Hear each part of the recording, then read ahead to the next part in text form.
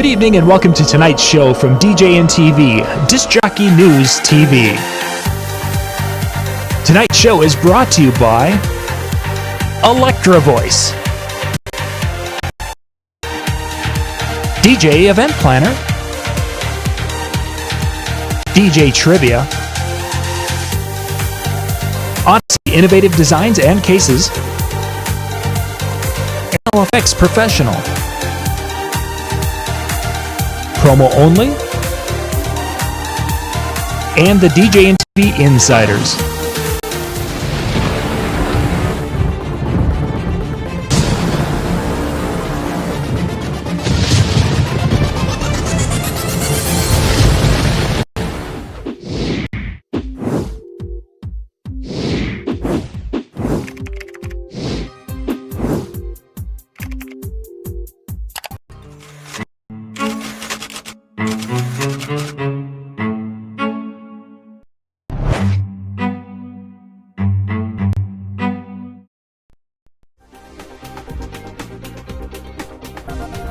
It's time for Tuesday Night Live Chat with Brian S. Red and John Young. Yes, my camera is slightly off, so this is me doing the Chinese dub of the show. I can do your voice if you want to move your mouth. Yeah, it's not gonna That'd be kind of fun. Just gonna go and do this. Well, he'll be back in a moment. He's And this. So hey, Mike's still here. Mike's still here. That's right. The mic is still here. That's cool. Mike's working. And I think there we go. I'm at least closer. Good evening and welcome to our final show tonight on Tuesday night. But this isn't the end of the day. No. This is just the warm up. This has all been just building up until the chill room opens up here in about a half hour, somewhere in that ballpark tonight. The chill room in which you can go to at djntv.com/chill. You type that in, it'll take you right to that Zoom. If you've never been on Zoom before, you'll have to download the app, and you can do it on your phone, you can do it on your tablet, you can do it on your laptop, whatever. That's the place to go and hang out. That room's been open pretty much every night. Some DJs from around the world are getting together to basically just hang and talk shop, talk about anything, but to hang out and be together during this time where it's just kind of depressing to be staring at the four walls all day long, I guess. I take a nap. We've learned a lot. We've learned a lot in the show, man. So. That's what I've been hearing. People have been talking about, you guys are discussing some of the music, and the two of you both like to talk music anyway, but people are saying that there's like, wow, we got into a different area, a genre that they didn't expect either of you guys to really be into too much, and they're like, these guys actually know what they're talking about, and it's like, yeah. Well, we all got into it for one reason or another. Yeah, exactly. It was all for for beer money. That's why we did it. Yeah. No, it's been amazing, and the people in it consistently are amazing people and very knowledgeable. And it's not a cakewalk in that room, and that's the beauty of it. Whatever you have to bring, just adds to it. It's a community. It's not an individual. Every night is different too, because not everybody comes every night. They'll pop in, and we had Nick Hahn in there a few days ago, and Nick came in and he was kind of like, well, I'm not going to stay long. I'm just going to check it out. He was there all night, and we were talking music, and we were throwing out tracks, and Nick was like, well, I got to write this down. I got to write this. What is that? Ooh, I like that. He was sending me a text message yesterday, told me about the songs that he had downloaded from the discussion we had that he really enjoyed. So Excellent. Nick is supposed to be this, record pool guy. He knows music. And he was learning new things from all of us in there. So yeah, it was great. Mm-hmm. I can't promise anything, but he'll be getting a text from me shortly. So I'm hoping he'll be available tonight to join us as well. And come and hang out. Excellent. Yeah, so, gentlemen, what I wanted to talk about a little bit before we break for the chill room tonight is dealing with intoxicated guests, because obviously right now we're not into that, but this is actually a time where we're putting some thought into how to handle situations, because I found when in the past when I used to do something and you were doing it week and week and you had your little methods of doing it, that you get into a rut and sometimes you don't handle situations properly. But now that we've got a little break and kind of changing our thought process maybe and developing some new skills as we get into the eventual wedding season and handling intoxicated guests. So kind of sharing some thoughts, some stories and such of instances where you've had that person who's just been way over the top drunk and you had to deal with them. This is the absolute truth. And all my clients can attest to this. When I meet with a bridegroom, it's one of the questions I ask them. In my years of experience, there's two things that will ruin your wedding: people that drink that shouldn't, and family infighting. So 50% of the negative equation of an unsuccessful night is heavy drinking. I have gone so far as to tell couples when they said, well, my brother's coming and he has a real problem with drinking. And I'm like, maybe you shouldn't invite him. And they look at you like, you're kidding. And I'm like, you're spending $20,000, $30,000, $40,000, and it's going to take one person to ruin the night. Yep. And I say that to them because even though they're friends that party hard, tend not to be the problems at weddings. It's usually the really drunk person is the problematic drinker. I find that communication with your clients and your venue are the most important aspects. I'm not there to handle anything other than the music and help with the flow. I'm not security. I'm not a police officer. It's in my contract that if one of your guests is causing damage or harm to the DJ or equipment, the DJ will inform you and does have the option to stop playing. And that's a contract amendment that they sign. I haven't used it, nor do I plan to. But I think that letting your bride and groom know, like, hey, your buddy over here looks like he's pretty wasted. I mean, Brian's worked bars and clubs. I was a bartender, DJ in clubs and bars. You know who the problem is early in the night. I'll even go so far as to tell wait staff, because it's their job. They're the ones serving them. I've gone to so many bartenders and said, hey, the guy in glasses with the gray sweatshirt and black hair, he's wasted. Seriously, thanks, man. Yeah, he seemed okay, but thanks for letting me know. That's their job to get him out of the venue, not mine. I don't want it to ruin my relationship or my evening. Mm-hmm. So I think it's the people that got them that way should be the ones involved in getting them out of that way. But it's a delicate thing, but be upfront with your clients. Let them know from the first time they meet you, your goal is that everyone has a great time. And part of that having a great time sometimes involves alcohol, and sometimes people go over the top and then they get lost in Atlantic City at Expo and they're not sure where they are. Well, I mean, that's different, but I'm saying Different story. different. Could have been Vegas. Never happened. But yeah, I think you have to be upfront with them.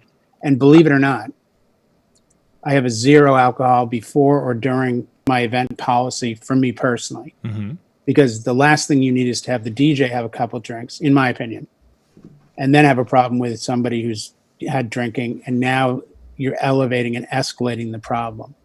So, well, not only that, but if law enforcement gets involved, that was a lot. I got my dry throat. It's one of those things where it's like, well, who's drinking? It's like, well, the DJ has been drinking and this guy has been drinking too. Yeah. Well, they're both at fault. Well, if you're straight, if you're zero alcohol level in your body, then hey, yeah, this drunk just came up to me and started being an idiot. Then the cops just haul this guy off and you just continue on the evening. So yeah, even if you can handle your alcohol, which a lot of people can't, and that's their argument. Hey, I don't get drunk and stupid. I'm drunk and happy. I understand that, but right. In a situation where someone else is drunk, it's just like driving a car.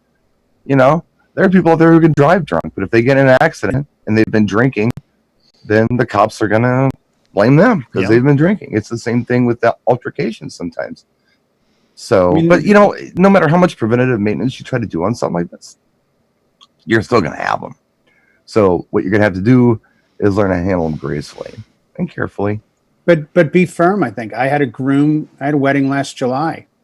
Guy comes up, he's like, I want to toast. I'm like, hey, let me check with the bride and groom. Right now, there's no time for you to toast.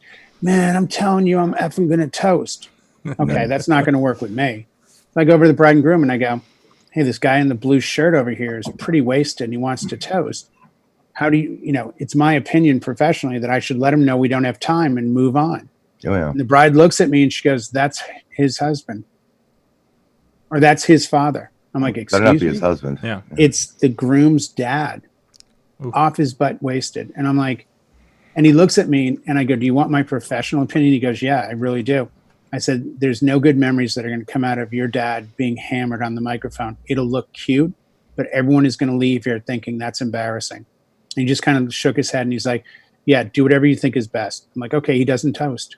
Later, he did make a threat towards me, and I just let the staff know. I said, he says something else, and I'm shutting down. What? I said, he's being, giving me the like F and play something good or I'll jump over there. And he wasn't. He was a little drunk guy. He wasn't going to cause any problems. But that needs to be addressed because, like Brian said, if the guy drives off property, I hate to be and none of what I say is legally binding, but trust me, where were you? Oh, I was at John Young's house for Brian's wedding. Great. Somebody's getting sued. Mm-hmm. You don't need that aggravation. That's why a lot of couples take out, liability. At least in California, most of my wedding couples take out a 1-day liability policy. Yeah, it's becoming a thing here. Yeah. Yeah. John, how are you talk 'em handling down. this? Because you've got some experience with this. You've done bars where you've had the people who come in and get overserved. How are you handling it? My methodology when it comes to weddings and such, I'm not as proactive on this as Jay is, which that was absolutely great concept. And Yeah. thought. I've never done that side of it, something I should have. But when it came back to handling in a bar situation where you had those people and trying to diffuse things with humor and trying to be more of seeing it from their side and sometimes doing some deflecting. Of the, got to play this song and that it can't be played and you can deal with that. But invariably, as much great advice as a person can say with that, it seems to escalate from, half the time you're good and you can deflect when one method works. But the other half the time, it's just going to go from there to 100 and you're going to have the person removed. And there's just no way around that. And it's like, oh man, you could just see it coming. It's like, dude, I don't want you to have to do this. And no matter what you say, you cannot pacify their drunk mind. And Sometimes it's unfortunate, John. And I wasn't even going to bring this up, but we're talking about this, and I think it's relevant. I grew up around alcoholism and violent people. When I was a little kid, I knew this. I understood this. I knew when to stay away. I knew when to be cautious of these adults who were just, they weren't even responsible for their own actions at some point. And it's a bit like DJing in the regard as you can't tell somebody how to DJ. You just have to learn how to do it over time.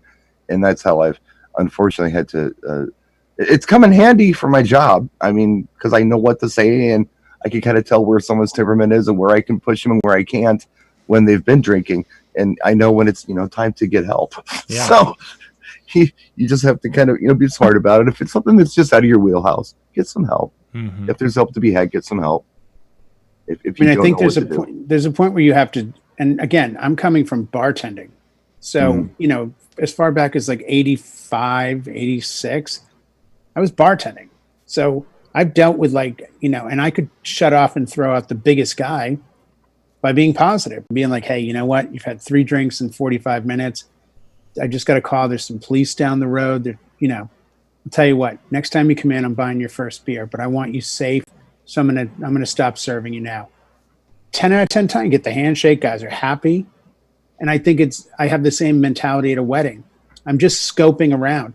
I did a few weddings that were less expensive in the early 2000s, late 90s, and there were fights and drunks and people punching people. And I remember when I went and raised my price, suddenly I didn't have any of those problems. But I also wanted to forecast if I would. And when people say what ruins a wedding, people that shouldn't drink and family infighting. I don't care about the food, the flowers, the venue. Those 2 are guaranteed wedding ruiners. For sure. So why not ask? And people think I'm being a jerk or whatever for saying maybe you shouldn't invite them.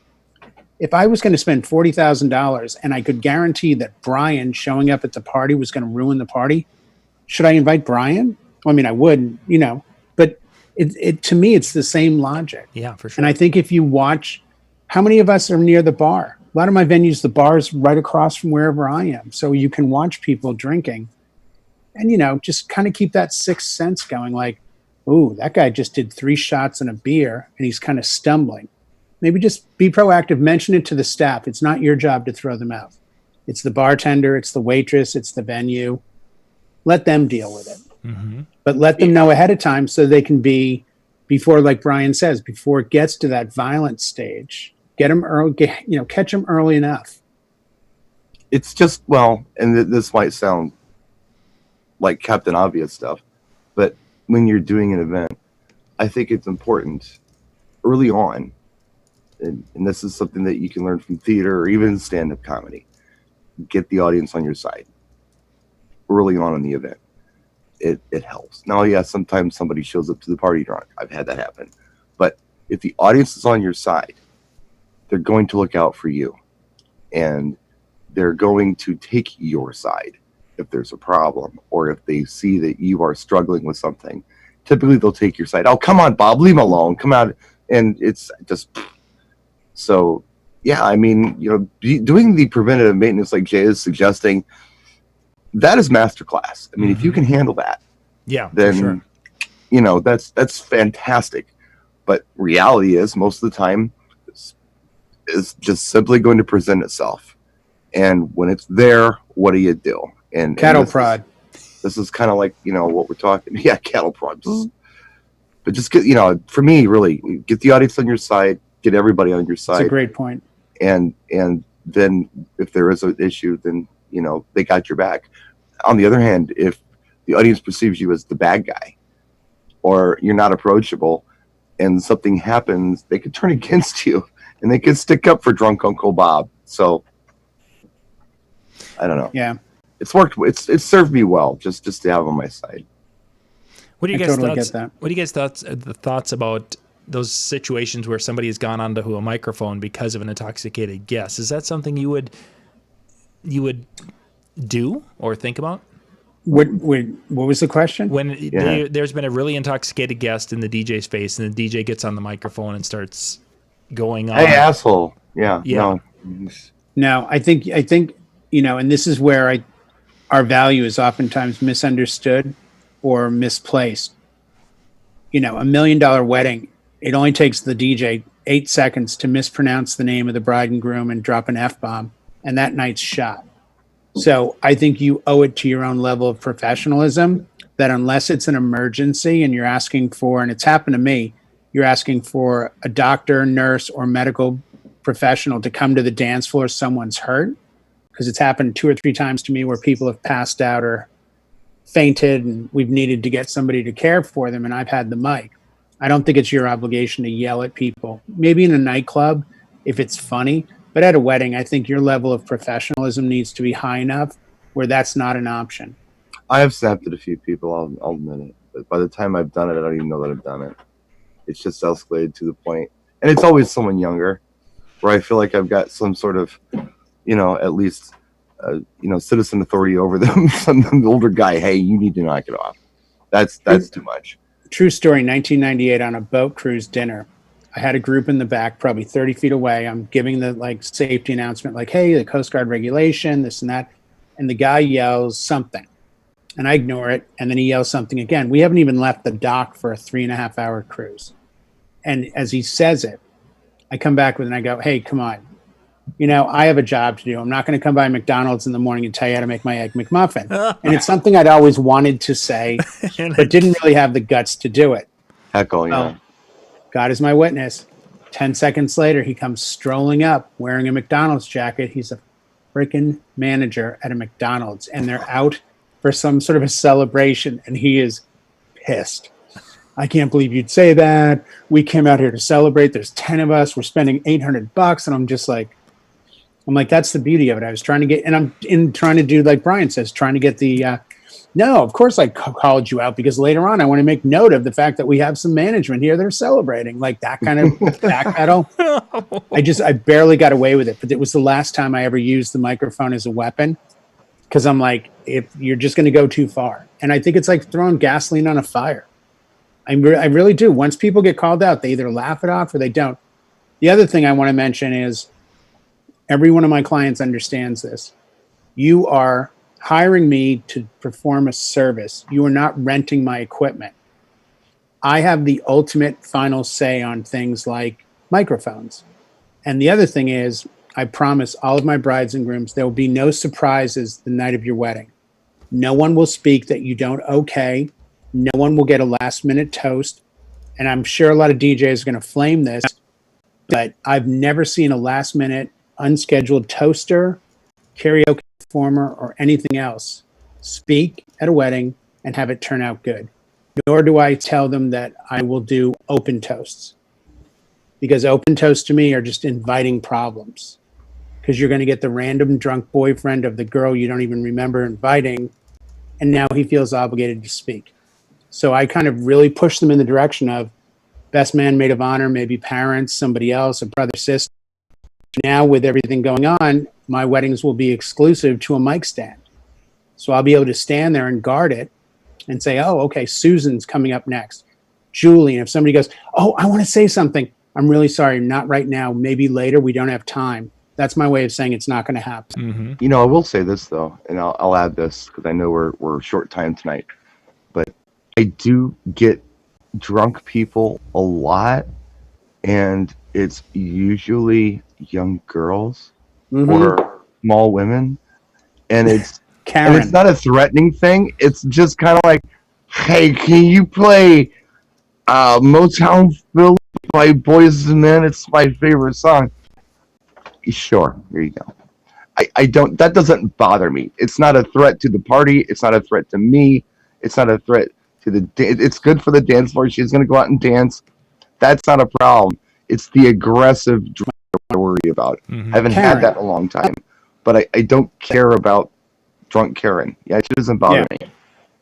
I get the drunk girls. You can even have fun with it. You can say to the bride and groom, because the groom gets beat up at the weddings.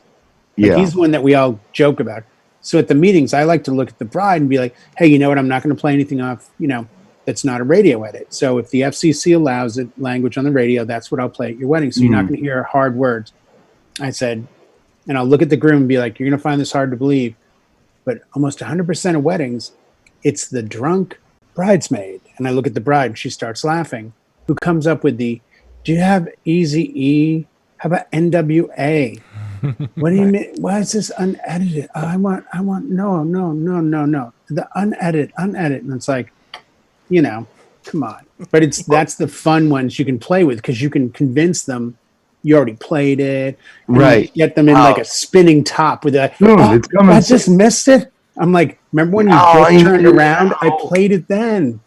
Well, we're going to go soon. I'm like, give me 5 minutes. Just please, 5 minutes. Have you seen Deb in the chat room? Yes. Yeah, Deb lives near me, and I've met her one time, and it was when I was doing a bar. Kind of the best way I can describe this bar was on the threshold of City and Hazard County. Oh, nice. It's right there. Let's just call it the Boar's Nest. I think it was called the Cellar. I don't know. Same thing. So Deb was there, and she's really cool, by the way.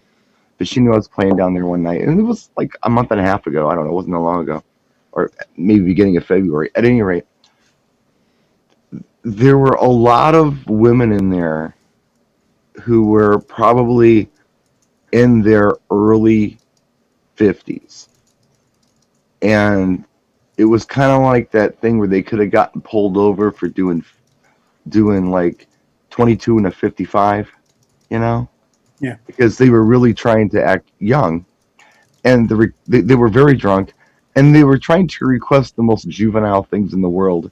Oh yeah. To make themselves feel like they were younger. They were young again. I know that. I've done that. We've all done that. And they wanted, and it was just ridiculous the stuff they're asking for. It's like, are you kidding me? You should be asking for Peter Frampton, Grandma. Knock it off. Yeah. But I would just indulge them, and it was fun, and I didn't care. It didn't matter. It was a bar. But how many times have you had this? We have a bar on every corner. You both have been here. You can attest. Oh yeah, no, there's a ton of bars. But I've had the girls so drunk, they request it, you play it. They come up afterwards and go, "When are you going to play it?" You were in the bathroom because they just played it. Exactly. Yeah. Yeah. I'm so sorry. I said, you know what? This ends at 11. Around 11:15, your track. Thank you. The moral of the story, kids: good luck with your drunks, and just be careful. Yeah. But have fun with them if you can. Leave this to the professionals. Leave it to the professionals. Oh, funny. Good times. So yeah, I haven't seen rampant issues with it lately at weddings. Have you guys? No, I haven't. That's why it was the topic I was hemming and hawing. It's like, it has been 3 years, maybe a little longer. Yeah. It just hasn't, and not that there hasn't been intoxicated people to that point, but they just haven't, whether it's been the wedding party or family or something was, in essence, insulating me from those people or what the deal is. I don't know.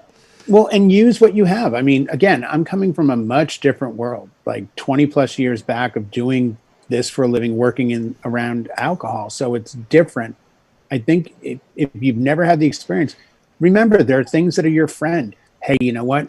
Got to be careful tonight. I think I just saw the police. Brian's been out to my area. There's a lot of wineries. There's a winery where I work where I've had weddings where people are getting hammered, and I'll go to the bride and groom and say, the only way out is one road. It leads to Rancho Cal. That goes one of two ways. No way out. Like every weekend, the police sit there because they know people. It's wineries.